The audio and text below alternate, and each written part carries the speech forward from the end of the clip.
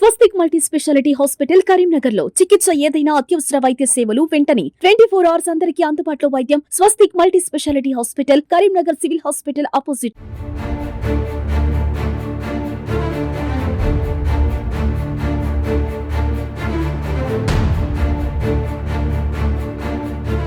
విధంగా దౌత్యయుద్ధం వహించి ఆపే విధంగా ప్రయత్నం చేయాలని చెప్పి, అలాగే హిందూ బంధువులందరికీ మనం ఉన్నామనే భరోసా ఇచ్చే విధంగా ఇక్కడికి వచ్చేసినటువంటి బంధువులందరికీ స్వాగతం సుస్వాగతం తెలియజేసుకుంటూ, ఈ బంగ్లాదేశ్లో జరుగుతున్నటువంటి దాడులన్నింటినీ కూడా వెంటనే ఖండించాలని చెప్పి వెంటనే ఖండిస్తూ, ప్లస్ అలాగే వారందరికీ కూడా మనోధైర్యం ఇచ్చే విధంగా మనందరం కూడా ఈరోజు చాలా గొప్పగా మనం ఏంటంటే ఈ ర్యాలీని నిర్వహిస్తున్నాము.